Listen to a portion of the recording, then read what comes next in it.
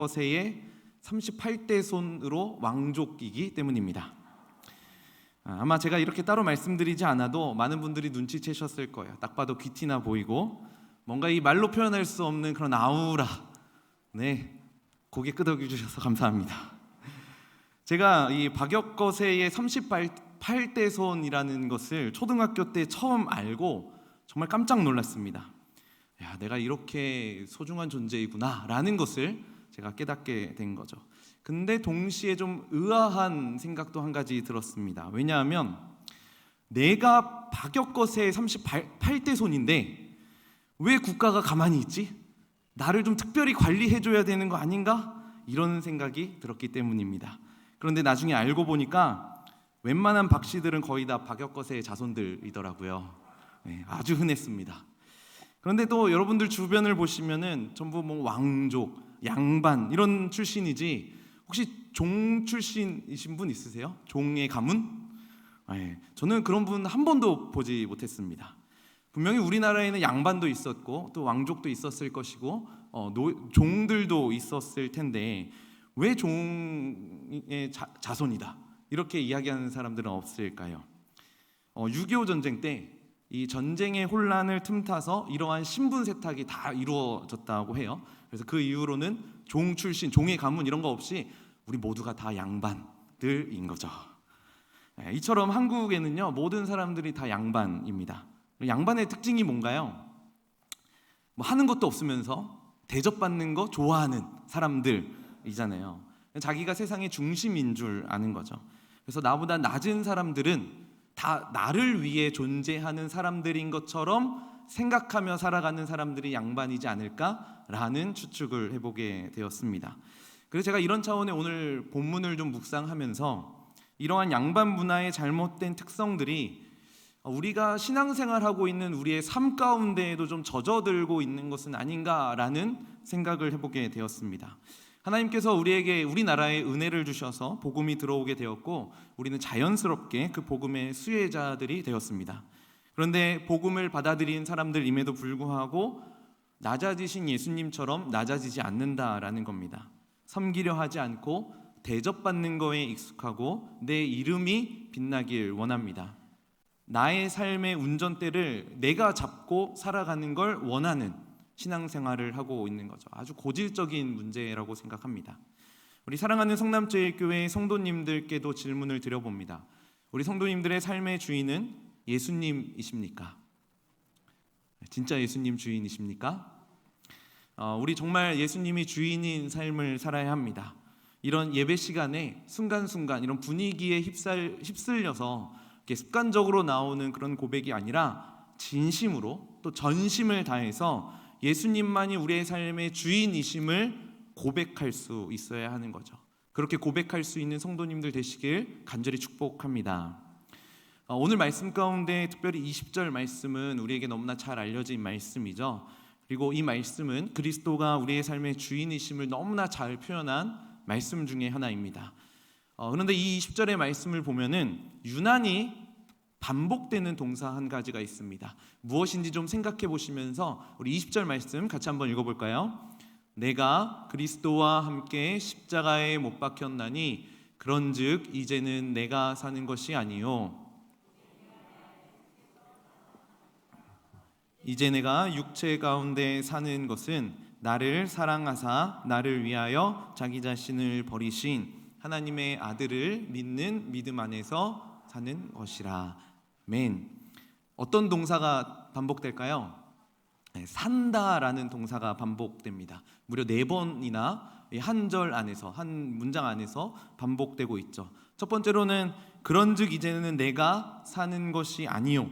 물론 이제 부정어와 같이 곁들여서 사용되긴 했지만 산다라는 동사가 사용됐습니다. 그리고 또 내 안에 그리스도께서 사시는 것이다 할 때 또 산다라는 동사가 사용되었고 이제 내가 육체 가운데 사는 것 할 때도 산다. 그리고 마지막으로 믿음 안에서 사는 것 할 때도 산다라는 동사가 반복되었죠. 이렇게 짧은 문장 안에 같은 말이 반복되고 있다라는 것은 지금 강조하고 싶다라는 거겠죠. 우리는 사는 것이 아니지만 사는 존재들입니다. 그리고 살지만 이렇게 살아야 한다라는 것을 바울이 알려주면서 우리가 어떻게 살아야 되는지 이유와 목적에 대해서 이 본문을 통해서 우리에게 알려주고 있다라는 것이죠. 우리 사랑하는 성남제일의 성도 여러분, 여러분들은 왜 살고 계십니까? 어떻게 살고 계십니까? 여러분 잘 살고 계십니까? 오늘 이 바울의 겉면을 우리가 좀 따라가면서 우리가 무엇을 버리고 살아야 되는지, 무엇을 가지고 살아야 하는지에 대한 것들을 좀 고민하고 결단할 수 있는 시간이 되길 소망합니다. 바울은 오늘 말씀을 통해서 우리에게 분명하게 말씀합니다. 먼저 첫 번째로 사는 것은 사는 것이 아니오라고 이야기하는 이 말씀이죠. 그런즉 이제는 내가 사는 것이 아니오. 그런데 이 말씀에 보시면은 그런즉이라는 이 단어가 한 가지 포함되어져 있다라는 거예요. 그러니까 그런즉이라는 말이 쓰였다라는 것은 무언가 앞에 원인이 있기 때문에 지금 우리는 이렇게 해야 한다라는 것을 지금 이야기하고 있는 거잖아요. 그래서 이 앞에 있는 거를 한 번 더 기억하는 게 중요합니다. 내가 그리스도와 함께 십자가에 못 박혔나니, 그러니까 내가 그리스도와 함께 십자가에 못 박혔기 때문에 그런즉 이제는 내가 사는 것이 아니다라고 이야기하는 거죠. 그런데 우리가 이 말씀을 좀 더 깊이 이해하기 위해서는 이 말씀이 나오게 된 배경을 좀 이해할 필요가 있습니다. 그러려면 오늘 본문 앞에 바울이 어떤 이야기를 했는지 생각해 보면 좀 도움이 되겠죠. 제가 지난번 갈라디아서 말씀을 나눌 때 나눈 내용이기도 했는데요. 베드로가 할례받지 않는 이방인들과 식사를 하고 있었습니다. 그리고 식사를 하던 중에 어떤 유대인들이 식사 자리로 오고 있다라는 것을 이방인과 함께 식사하고 있는 베드로가 알게 된 거예요. 그리고 베드로는 그 유대인들의 비난이 두려워서 이 함께 식사하던 자리를 박차고 일어섭니다. 그런데 유대인들이 두려워서 자리를 박차고 일어난 이 베드로의 이 상황을 바울이 알게 된 거죠. 그래서 바울은 모든 사람들이 보는 앞에서 베드로를 꾸짖게 됩니다. 그리고 그 꾸짖음의 내용이 오늘 본문 앞에 14절에 등장하는데요. 14절 같이 한번 읽어볼까요? 그러므로 나는 그들이 복음의 진리를 따라 바르게 행하지 아니함을 보고 모든 자 앞에서 게바에게 이르되 내가 유대인으로서 이방인을 따르고 유대인답게 살지 아니하면서 어찌하여 억지로 이방인을 유대인답게 살게 하려느냐 하였노라. 내가 유대인으로서 이방인을 따르고 유대인답게 살지 아니하면서 억지로 이방인을 유대인답게 살게 하려느냐라고 이야기를 해요. 그러니까 이 쉬운 말로 너 그런 행동하면서 어떻게 이방인들에게까지 복음을 전하려고 하는 거야? 라는 꾸짖음이었던 거죠.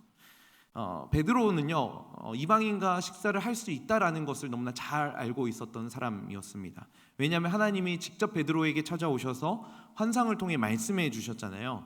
근데 이 사실을 베드로가 몰랐다면은 애초에 이런 이방인과의 식사 자리 자체가 없었다라는 거죠. 그런데 베드로는 이방인과 식사를 함께 하고 있었던 중이었고 그것이 가능하다라는 것을 알고 있었는데 중간에 자리를 피했다라는 겁니다. 왜 피했을까요? 12절에 보면 이렇게 얘기해요. 야고보에게서 온 어떤 이들이 이르기 전에 게바가 이방인과 함께 먹다가 그들이 오매 그가 할례자들을 두려워하매, 할례자들이 두려워서 그 자리를 떠나 물러갔다라고 이야기합니다. 하나님을 두려워한 게 아니라 할례자들을 두려워했던 겁니다. 유대인들의 비난이 두려웠던 거죠. 이게 뭐예요? 하나님이 계셔야 하는 그 자리에 하나님이 계시지 않으니까 두려움을 느꼈던 겁니다.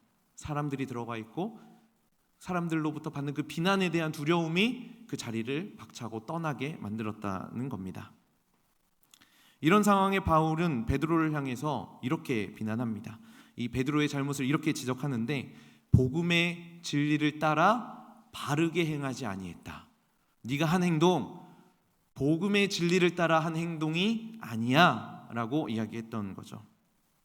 그러니까 베드로의 행위를 지적한 게 아니라 행위가 나오게 된 근본적인 부분에 대해서 바울이 지적하고 있다라는 겁니다. 그러니까 생각해 보면은 지금 베드로가 했었던 이 행동이 복음의 진리를 따르지 않아서 했던 행동이었지 행동을 잘못했기 때문에 복음의 진리를 따르지 않은 것은 아니라는 거예요. 이 순서를 우리가 기억해야 되는 거죠. 복음의 진리를 따르고 있지 않기 때문에 그의 마땅한 결과가 합당한 행동이 아니었었던 겁니다. 그리고 여기서 지금 복음의 진리를 따라 바르게 행하지 아니했다라고 이야기를 하는데, 이 말은 문자적으로 어떤 의미냐면 복음을 따라 정중앙으로 걷고 있지 않다라는 의미를 갖고 있습니다. 그러니까 베드로는 지금 복음의 원리가 무엇인지 알고 있었습니다. 그런데 이 복음을 따라서 걷지는 않았었던 거죠. 여전히 자기의 삶의 주인이 자신이었던 사람의 모습을 우리는 이 베드로의 모습을 통해서 발견하게 되는 겁니다. 존 파이퍼 목사님이 오늘 이 본문의 이 말씀, 이 지점을 이제 강해 설교하시면서 기찻길에 비유하시는 것을 제가 보게 되었습니다. 하나님께서는 원래 이스라엘 백성들이 순종하기를 원하셔서, 하나님의 뜻에 순종하기를 원하셔서 그들의 기찻길, 그러니까 유대인들의 기찻길로 율법을 주셨습니다. 그래서 유대인들은 율법을 가리키고 있는 그 기찻길을 따라서 가면 되는 겁니다. 더 나아가서 그 기찻길 위에 있는 열차 중에 맨 앞에 있는 기관차는 하나님의 은혜이고 성령의 능력이라고 표현을 합니다. 그렇다면 그 뒤에 있는 기관차 뒤에 있는 객차는 그의 백성들이 되겠죠. 이스라엘 백성들이 되겠죠. 그리고 이 백성들이 타고 있는 객차와 이 기관차를 연결하는 것은 믿음이라고 이야기를 합니다. 그리고 이게 하나님이 율법을 주신 목적이라는 거죠. 그렇다면 유대인들이 하나님께 나아가기 위해서 필요한 게 뭘까요? 율법일까요? 율법은 놓여져 있고 그 길을 따라가는 것은 열차잖아요. 기관차가 있잖아요. 기관차에 계신 하나님의 은혜와 성령의 능력이 그들에게 필요했었던 거죠. 비록 율법의 길을 따라가고는 있지만 그 길에 순종하면은 안전하게 목적지까지 갈 수 있는 겁니다. 믿음이라는 거 붙잡고 그냥 따라가면은 목적지까지 갈 수 있는 거예요. 그런데 문제가 뭐냐면 이러한 것이 스스로 주인이 되려고 하는 인간에게 그렇게 매력적이지 않다라는 거죠. 그래서 바리새인들 또 수많은 유대인들이 이 바닥에 놓여져 있는 이 기찻길이 마음에 안 들어서 이 기찻길을 어떻게 하냐면은 수직으로 올립니다. 수직으로 들어 올려서 그 기찻길을 하늘에 걸쳐 놓는 거죠. 기찻길을 위로 올려서 하늘에 걸치면 이게 어떻게 될까요? 마치 사다리처럼 되는 거죠. 여기에 기관차가 필요할까요? 그냥 내 노력과 내 열심이 있으면 되는 거예요. 내 노력으로 올라가는 거잖아요. 이게 율법주의의 본질이라고 존 파이퍼 목사님이 이야기합니다. 철로가 땅에 놓여져 있을 때는 두 줄로 길게 연결된 이 레일이 중요한데 이게 하늘로 향해서 사다리가 될 때는 이게 모두가 중요한 거예요. 이것도 중요하고 이거 하나가 다 중요한 거죠. 하나가 없으면은 올라갈 수가 없으니까요. 그래서 유대인들이 하는 게 뭐냐면은 자신들이 받은 율법을 계속해서 세밀화하는 겁니다. 계속 쪼개고 쪼개는 거죠. 그래서 율법의 개수가 계속 늘어납니다. 뭐 600여 개가 된다라고 하죠. 이게 유대인들이 가지고 있는 율법주의의 한 단면이었다라는 거예요. 그런데 바울이 오늘 말씀을 통해서 아주 강렬하게 선포하는 겁니다. 그런즉 이제는 내가 사는 것이 아니요. 그런즉 이제는 율법에 순종하는 내가 사는 것이 아니다. 내가 율법의 사다리를 오르는 것이 아니다. 나는 그 율법의 사다리를 오를 수도 없다라고 선포하는 겁니다. 그러면서 오히려 그 율법의 사다리가 허물어졌다라고 이야기하는 거죠. 우리 18절 말씀에 이렇게 이야기하더라고요. 18절 같이 한번 읽어봅니다. 만일 내가 헐었던 것을 다시 세우면 그리스도의 십자가로 이게 다 허물어진 겁니다. 율법주의가 다 허물어졌습니다. 그런데 이걸 다시 세우면 범법한 자가 되는 거죠. 결국 내가 스스로 이 율법의 사다리를 오르려고 할 때에 하나님의 법을 어기게 되는 결과를 가져오게 된다는 겁니다. 그런데 제가 이 말씀을 좀 묵상하다가요, 이게 과연 우리에게 어떤 의미가 있을까라는 데서 한번 막혔습니다. 사실 우리가 율법주의자들도 아니고 율법주의와 우리와 도대체 어떤 연관이 있겠습니까? 그런데 좀 곰곰이 생각해 보다 보니까 율법을 지키려고 하는 유대인들과 오늘날 신앙생활하고 있는 우리와 공통점이 한 가지 있었습니다. 율법을 통해서 유대인들이 원했던 게 뭘까요? 그 율법을 잘 지키는 내가 은근히 드러나려고 하는 내 능력을 자랑하려는 모습. 그런데 이게 율법을 자랑하는 유대인들과 우리의 공통점이 될 수 있다라는 거죠. 계속해서 허물어진 십자가를 세우고 있는 우리의 모습들, 내 자신이 드러나려고 하는 모습들이 우리에게 있다라는 겁니다. 내 이름이 드러나지 않으면 실망하고, 나를 무시하면 기분이 나빠지고, 내 자아가 무너지는 것 같고 내 정체성이 무너지는 것 같은 우리가 경험하는 현실이라는 겁니다. 이런 차원에서 사다리를 오를 수 있는 능력을 자랑하는 옛날의 우리의 자아들은 무너져야 하는 것이죠. 그렇지 않으면 매일매일 우리는 사다리를 쌓고 있는 겁니다. 사다리를 쌓고 그 사다리를 하나씩 오르면서 야, 나 이 정도 잘하고 있네, 아주 잘 살고 있지, 신앙생활 잘하고 있네, 이러한 자신감을 넘어서서 교만함으로 발전될 수 있다는 거죠. 근데 문제는요, 언젠가는 내 한계가 오고 내게도 지치고 쓰러질 때가 찾아온다라는 겁니다. 더 이상 올라갈 힘이 없을 때가 우리에게도 찾아온다라는 거죠. 이게 다 내가 사는 사람에게 나타나는 모습이라는 겁니다. 내가 살면은 뿌듯하긴 합니다. 자부심도 생기고 자신감도 생깁니다. 그런데 내 한계가 찾아올 때에 무너지는 거예요. 쓰러지는 거죠. 그래서 우리는 오늘 다시 한 번 더 결단할 필요가 있습니다. 내 자신을 버리는 거죠. 그런즉 이제는 내가 사는 것이 아니요. 이 고백이 오늘 신앙생활하는 우리의 고백이 되어야 하는 겁니다. 이 시간에 옆 사람과 좀 인사했으면 좋겠어요. 좀 결단하는 마음으로 이제 내가 살지 않겠습니다. 한번 이렇게 인사해 볼까요? 결단의 마음 담아서 이제 내가 살지 않겠습니다. 이것이 우리의 믿음의 고백, 또 우리가 살아가는 삶의 고백이 되면 좋겠습니다. 자, 그럼 이제 우리는 내가 사는 것 아니라면은 누구로 살아야 할까요? 그렇죠. 우리에게 두 번째 산다가 있습니다. 오직 내 안에 누가? 그리스도께서 사시는 것이라. 그리스도께서 사는 겁니다. 이 말씀이 우리의 삶의 고백이 되어야 하는 거죠. 그리고 우리는요, 이렇게 돼야 된다라는 거 너무나 잘 알고 있습니다. 그죠? 모르는 사람이 없어요. 근데 문제는 그리스도께서 사시는 이 삶이 계속해서 무너지는 거예요. 매번 실패하는 거죠. 예수님이 나의 삶의 주인 되심, 오케이, 알아요, 당연하죠.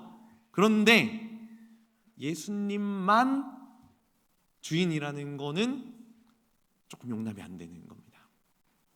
사실 이게 우리의 현실이라는 거예요.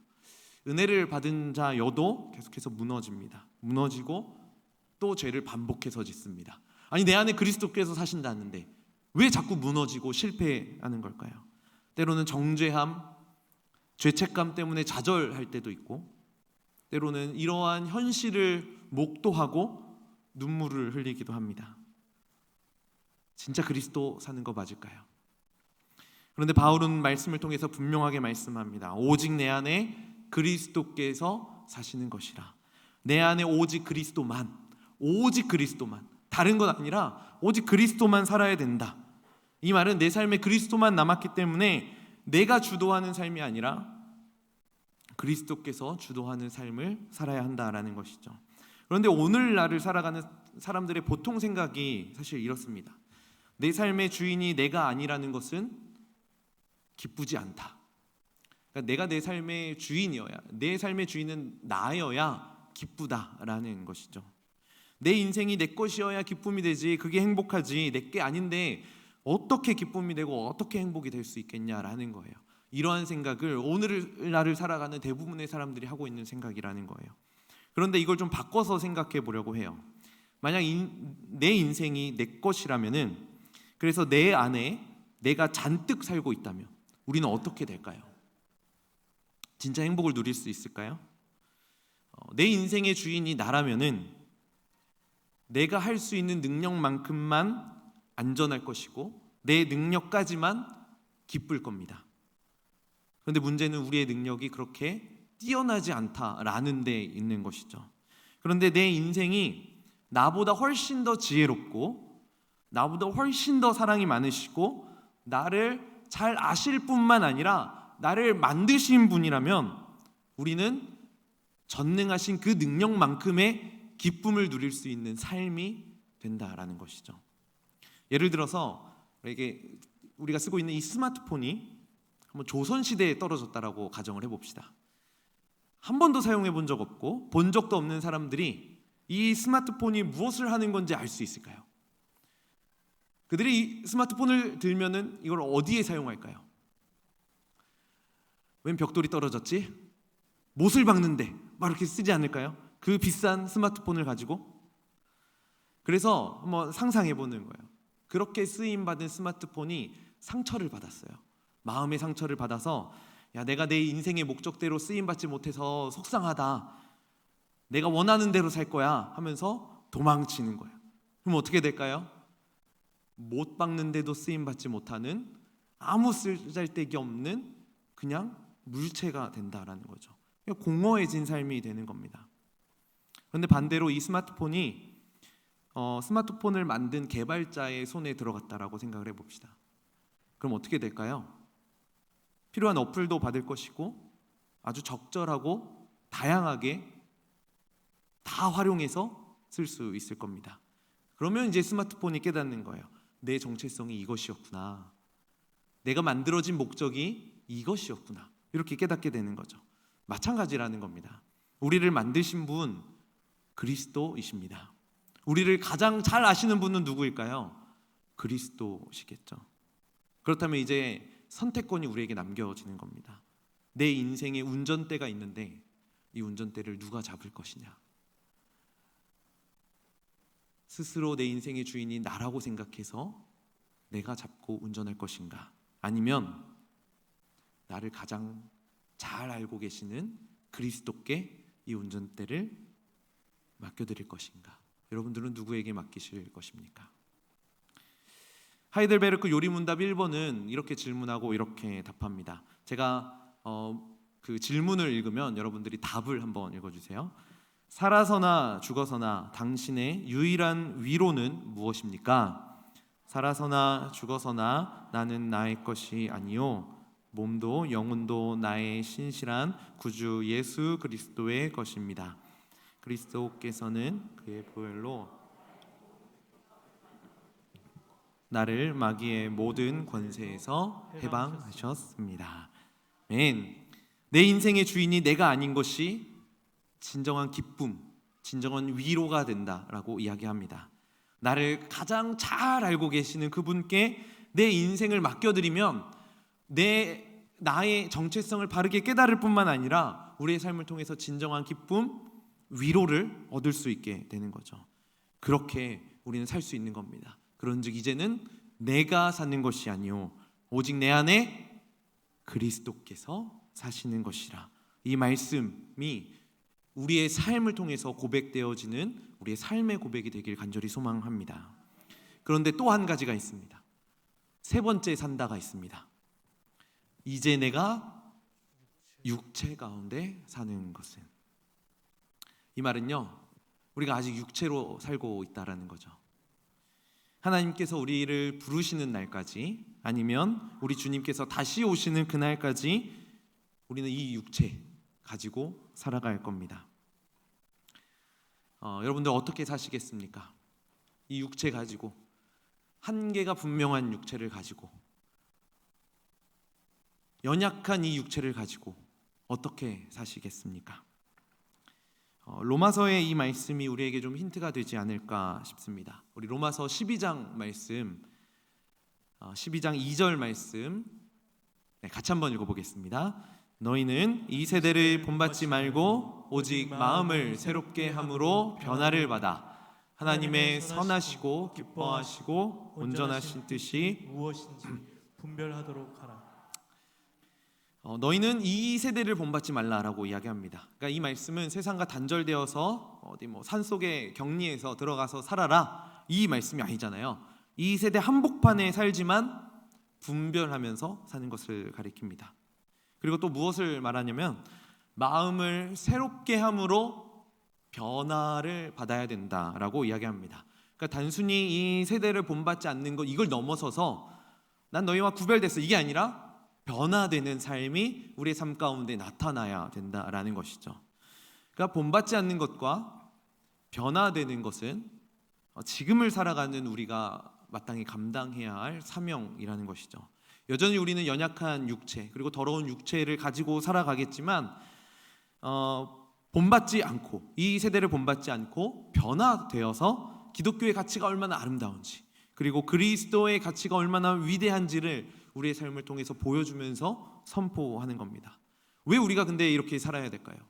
왜 우리가 이 세대를 본받지 않고 변화되는 삶을 살아야 할까요? 바로 앞에서 봤던 두 번째 산다, 바로 그리스도가 살고 있기 때문입니다. 이런 차원에서 이 갈라디아서의 문맥이 다 이런 것들을 이야기하는데, 특별히 1장 4절에 이렇게 이야기합니다. 우리 같이 한번 읽어봅니다.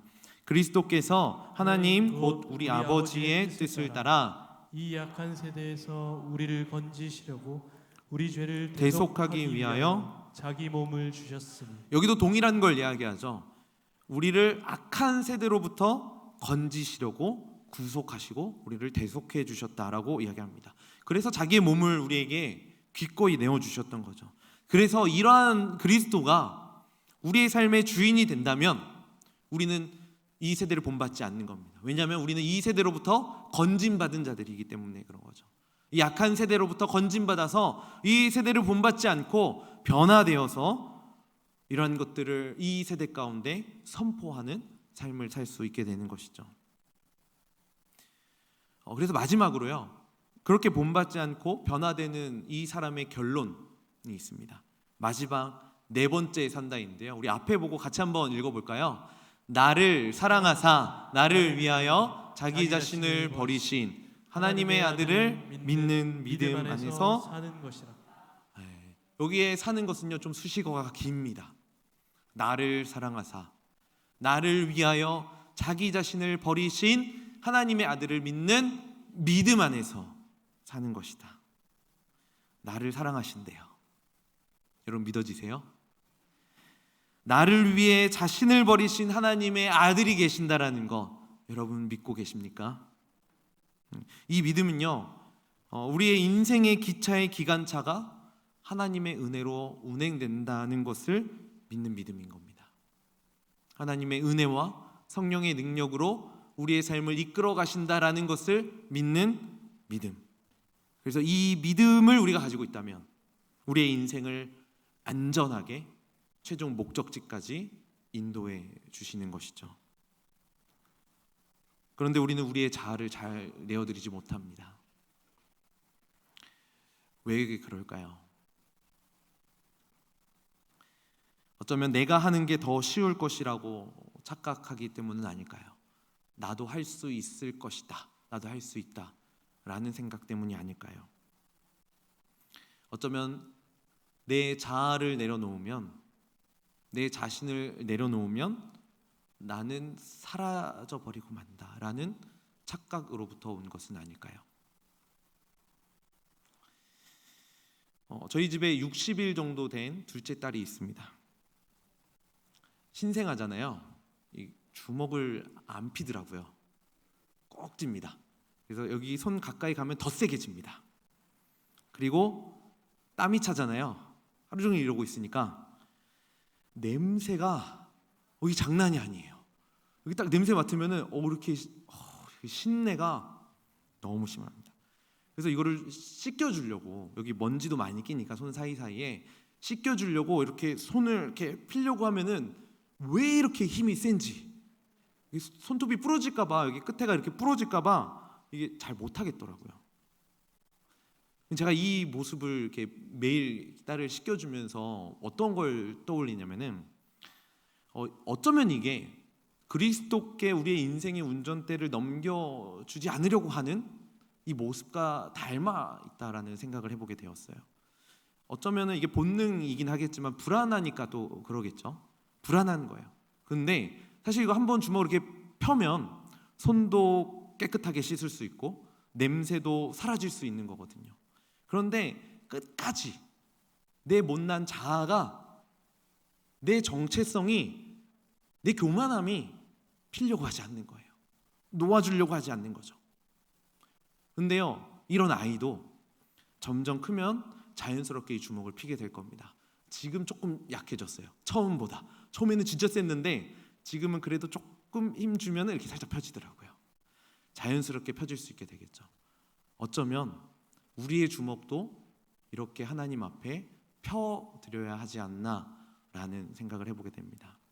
우리의 아집, 우리의 고집 살짝만 맡겨드리면 우리에게 새로운 자아를 심겨주신다라는 것, 그걸 우리는 기억해야 하는 겁니다.